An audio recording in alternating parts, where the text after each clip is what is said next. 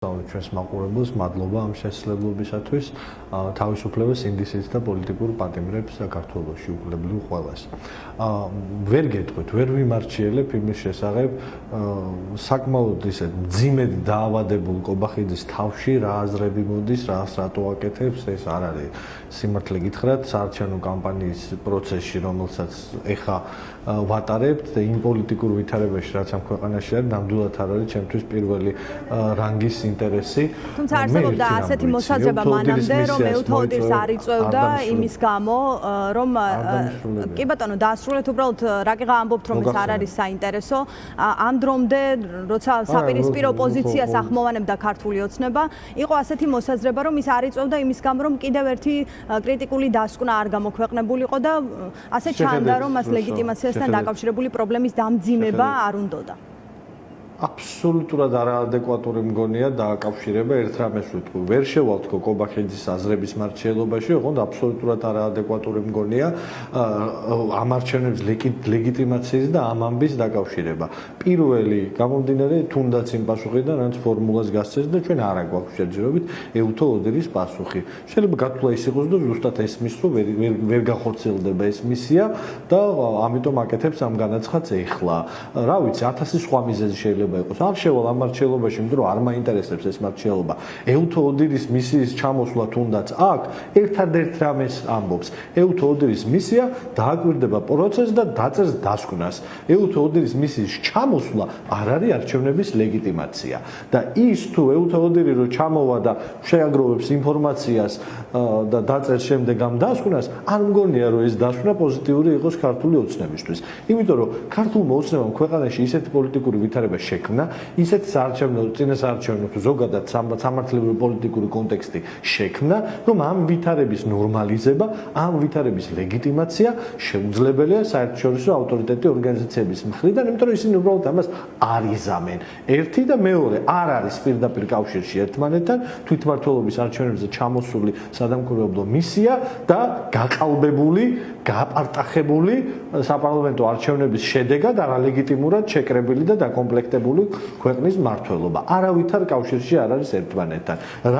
რამდენი ვინმე არ უნდა ამტკიცოს საპირისპირო, სიმართლე ერთია. ეს არ არის ლეგიტიმაციასთან კავშირში. ქართული ოცნება ყველა ზღვარს არის გადასული, რომლითაც ცივილიზებულ სამყაროში მისი ლეგიტიმაცია რაიმე ფორმით შეიძლება მოხდეს. ამიტომ აბსოლუტურად არ მგონია ეს დისკუსია ეხა ამ მომენტში რამის მომცემი იყოს. ჩემთვის ეხა მნიშვნელოვანია 30 დღით ადრე 4 ლეგიტიმაციასთან დაკავშირებით თქვენი მოსაზრება ამ დრომდე მოგვისმენია, თუმცა ის რომ დღეს ირაკლი კობახიძე ამბობს, რომ ვითარება ასეთია, ორი პარტია იღებს მონაწილეობას, ორი ბოიკოტშია, ჩვენ მისიასაც მოვიწვევთ და არჩევნები ჩატარდება ისე როგორც უნდა ჩატარდეს.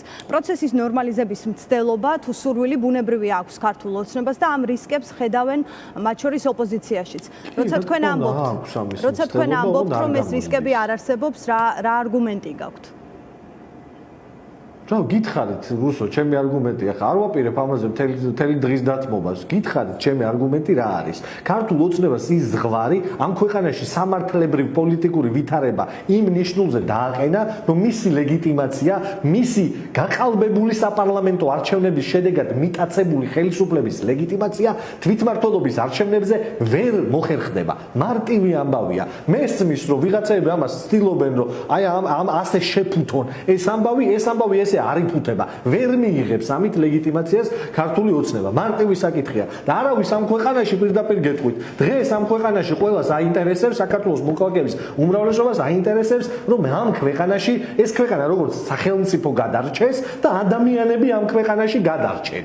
ჩვენ რატო გვინდა დასავლეთი, რატო გვინდა ღირსეული ცხოვრება? იმიტომ რომ ეს არის გაუსაძლისი. იმიტომ რომ 13 წლის მანძილზე რაც გააკეთა ქართულმა ოცნებამ, ეს არის ერთი დიდი რაღაცა საკონცენტრაციო ბანაკი, რომელშიც ეხა უფლებო მოქალაქეები, უპოვარი მოქალაქეები, ნამუსაყრელი და ღირსებააყრელი მოქალაქეები ცდილობენ გამოსავალის ძიებას. და ამ გამოსავალის ძიებაში ჩვენ მაგალითად ლელო საქართველო აი ამ საარჩევნო კამპანიის ფარგლებში, ამ საარჩევნო კამპანიას, რომელსაც ჩვენ ვიყენებთ მათ შორის იმისთვის, რომ ბევრ ადამიანს მივწვდეთ და უთხრათ, რომ აქედან გამოსავალი არის, რომ ის რომ თავზე გენგრევა ყოველ მეორე დღეს ნებისმიერ ქალაქში, სოფელში თუ დაბაში სახლები, რომ ნახევარზე მეტი უმრავლესობა ქართველი სოფლების და ქალაქების არაცხოვრებადი ადგილებია, ის რომ ინფრასტრუქტურა არ არსებობს, ის რომ ყოველთვიურად ფასები იზრდება, ის რომ უბედურებაში ცხოვრობთ, სოციალურ დახმარებაზე არის ჩამოკიდებული და პენსიაზე, რავი, 100.000 ადამიანი 700.000 სოციალურ დახმარებაზე, 800.000 პენსიაზე,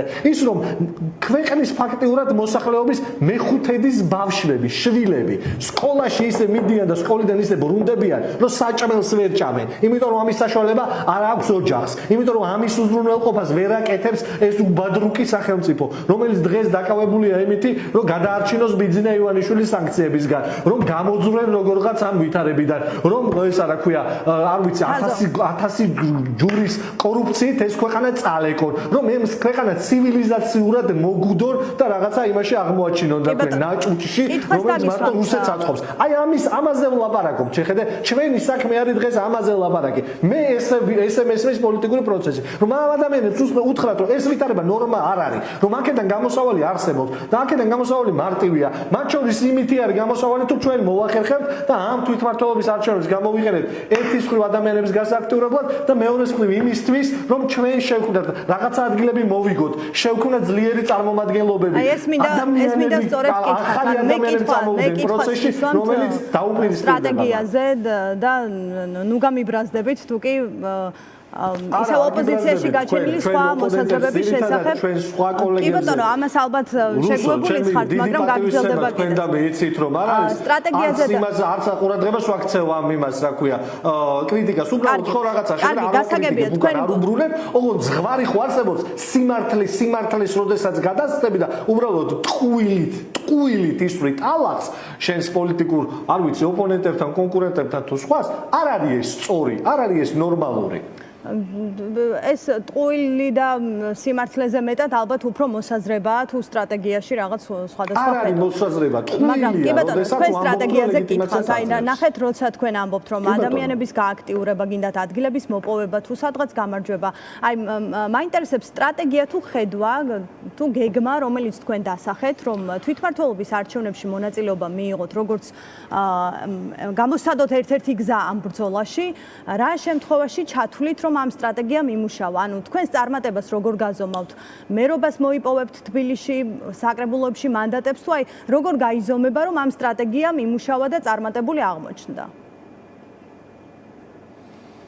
ეს სტრატეგია წარმატებული იქნება იმ შემთხვევაში, როდესაც საქართველოს მოქალაქეების დიდ ნაწილს, რომელსაც დღეს პოლიტიკური პროცესისადმი ნდობა აქვს დაკარგული ბევრი სხვადასხვა მიზეზის გამო, რომლის გამოც ახლა ჩვენ დროს არ დავკარგავ და ყველა ამ დეტალების ანალიზს არ დავიწყებ, ეს ნდობა აღდგება გარკვეული დოზით. ჩვენ წარმატებულად ჩავთვლით ჩვენ თავს თუ მოვახერხებთ და მოვიპოვებთ უპირატესობას ელექტორალურს. პირველი ახლა ამოცანა ხო ეს არის რაღაცა იმაზე ხო არ დავიწყებ თვალთმაქცობას, რომ პირველადი ამოცანა არის, რომ მოვიპოვოთ ელექტორალური უპირატესობა ქართულ ოცნებაზე, რაც შეიძლება მეტ წერტილში ამ თვითმმართველობის არჩევნებში და გეუბნებით, რომ ეს შესაძლებელია, იმიტომ რომ ჩვენ ველზე უყურებთ ძალიან მზარდ ტენდენციას და უყურებთ იმ სოციოლოგიას, რომელსაც ძალიან კონკრეტულად და ხშირად ვიკვლევთ და გეუბნებით, რომ არის ამის შესაძლებლობა. მე წარმატებად ჩავთვლი პირველ რიგში ამას. ოღონდ წარმატებად ჩავთვლი მათ შორის იმას, რომ ძალიან ბევრ ჩვენ თანამოქალაქემდე აი ამ კამპანიის გამოყენებით და კამპანია მნიშვნელოვანია, იმიტომ რომ ადამიანები, ბევრი ადამიანი, რომელიც არ ინტერესდება სხვა დროს პოლიტიკით, ამ დროს პოლიტიკით ინტერესდება, ამ ადამიანებთან მივიტანთ ერთ სათქმელს, რომ ეს ქვეყანა კარგავს მის სუვერენიტეტს, ეს ქვეყანა რეალურად კარგავს მის ერთადერთ სწორ ცივილიზაციურ განვითარების გზას და ამ ყველაფრის მიზეზი ქართული ოცნებაა, რომ ის პრობლემები, რომელიც ამ ქვეყანაში არის, ამ ყველაფრის გადაჭრის გზა არსებობს. შეხედეთ, რაში არის დღეს საქმე ქართულ პარადიგმა რა არის დღეს პოლიტიკის. ქართული ოცნება რითი მართავს დღეს ძალადობრივად, მაგრამ რითი მართავს ამ ქვეყანას. ის ამ ქვეყანას მართავს პროპაგანდით, ის ამ ქვეყანას მართავს ძალადობრივი სისტემით, ანუ შიშით, ძალოვანი სტრუქტურებს იყენებს შიშის დასანერგად ადამიანებში, პროპაგანდას იყენებს ტვინების გამოსარეცხად და ადამიანების ყურადღების მთელი გადატანით აბსოლუტურად არამნიშვნელოვან თემებზე და სამითი საბოტაჟს ახდენს მართლა რაღაცა მთელ მოსახლეობაში ახდენს მასიურ საბოტაჟს. აი ამ ყველაფრის უკან რა დგას? ამ ყველაფრის უკან რა არის ქართული ოცნების პირობებში? რწმენა და დარწმუნება პროპაგანდით და ძალადობით საკუთარი მოქალაქეების, რომ აი ეს არის მაქსიმუმი, რაც ამ ქვეყანას შეუძლია. რომ ეს ქვეყანა ეხა უნდა გადაიფაროს დიდი ისა რა ქვია საბანი და ჩუმად იყოს გაისუსოს, იმიტომ რომ სხვა არაფრის თავი არ აქვს და არაფრის საშუალება არ აქვს. რომ რუსეთს დათვს ბაბაია უნდა დაუძახოს, იმიტომ რომ სხვანაირად არ გამოდის და ასე ჩუმად წყნარად გასაცოდავებული ევროპის გზიდან არცდენილი, საერთაშორისო იზოლაციაში მოხვედრილი, ეკონომიკური უთანასწორობის ჭაობში დამხრჩვალი, სადაც არსებობს 1% მილიარდერების და არსებობს გაღარიბებული საზოგადოება. რომ ეს ყველაფერი ნორმაა. ჩვენ რო გავაგებინოთ ჩვენ ასობით თანამოქმედებს, მივიტანოთ ჩვენ თანამოქალაქეებში თქვენი ამომრჩევლების არიან? ამ წინადადებას დავასრულებ. სხვა პარტიების ამომრჩევლებიც მოვლენ არჩევნებში? აზრი არ დამიმთავრებია, ბოდიში, აი ამას ვიტყვი თუ შეიძლება. შეხედეთ რა არის მნიშვნელოვანი. არა, მონოლოგის რეჟიმი არა, უბრალოდ აზრი მინდა ამ ნაწილში დავასრულოთ.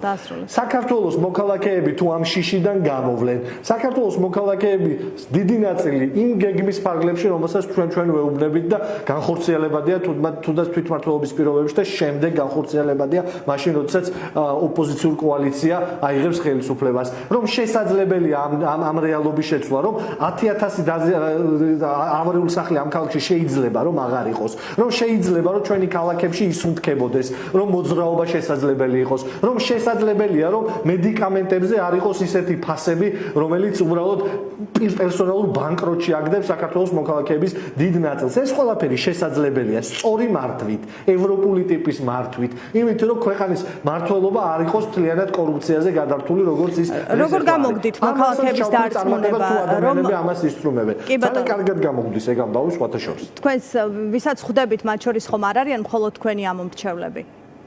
არა, არ არიან მხოლოდ ჩვენი ამომრჩევლები. მხოლოდ თქვენი ამომრჩევლების არჩევნებზე მოსვლა არ არის ალბათ საკმარის. ბევრი ადამიანი უნდა მოვიდეს, რუსო, შეხედეთ, ძალიან ბევრი ადამიანი უნდა მოვიდეს არჩევნებზე. არაფერი არ არის ამ არჩევნებში. შეხედეთ, როდესაც ვიცის საქართველოს მოსახლეობა არიან პროდასავლური პარტიების ნაწილი. ცუდია რომ ყველა არ არის.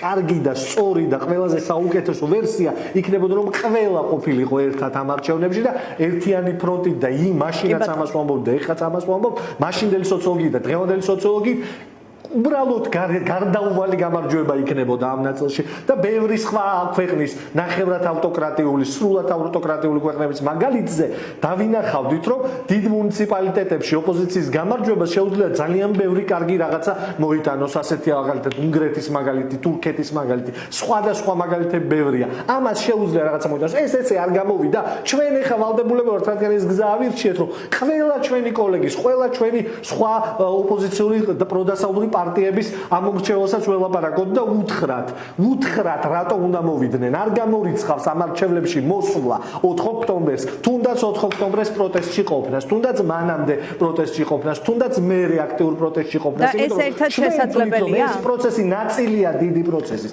რა თქმა უნდა შესაძლებელია. ან თუ კი ადამიანი მოქალაქე დემოკრატიულ ფორმას ირჩევს არჩევნებზე მიდის, შემდეგ მშვიდობიან რევოლუციაში იღებს მონაწილეობას. ბოდიში კითხვა ვერ გავიგე. ანუ მოქალაქე თუ კი ირჩევს რომ დემოკრატიული ფორმით შეცვალოს ირგვლივ მიდის არჩევნებში და შემდეგ მშვიდობიანი რევოლუციის მონაწილე ხდება? კი, იმიტომ რომ ფუფუნება არა აქვს ამ ქვეყნის არც ერთ მოქალაქეს დღეს, რომ აბსოლუტურად ყველა ხერხი და გზა არ გამოიყენოს ამ რეჟიმის წინააღმდეგ. ეს ყველაფერი ერთმანეთს ავსებს. არც ერთ ეტაპზე რუსო არ გითქვამს, რომ მარტო არჩევნებით ან მარტო პროტესტით შეიძლება ამის გაკეთება. ყველა მეთოდით და ხერხით უნდა მოვიშოროთ ეს ხალხი. იმიტომ რომ ეს ხალხი არის საფრთხე ჩვენი შვილებისთვის, ჩვენი მშობლებისთვის, ჩვენთვის, ამ ქვეყნის ყველა მოქალაქისთვის, ვისაც ეს სახელმწიფო უყვარს და ამ ქვეყნის პატრიოტია და არა სხვა ქვეყნის. ყველასთვის საფრთხეა. ამიტომ ყველა მეთოდი უნდა გამოვიხენოთ. არა გვაქვს ფუფუნება, რომ სხვანაირად მივუდგეთ. ამიტომ კი არჩევნებში უნდა დავიდეთ და კი პროტესტშიც აქტიურად უნდა ვიყოთ. კი უნდა შევწყვიტოთ შიში სუსის პოლიციელების, რომლებიც აშინებენ ახლა ჩვენ თანამოქალაქეებს და პირადობებს ართმევენ სხვადასხვა რაღაცის დაშინებით. ეს უნდა გადავლახოთ. ამას რო გადავლახავთ, გავალთ სამშვიდობოს და მოვახდეთ ამათ დემონტაჟს. და თუ ამას ვერ გადავლახავთ, გაგვიჭირდება ეს პროცესი. მადლობა თაზო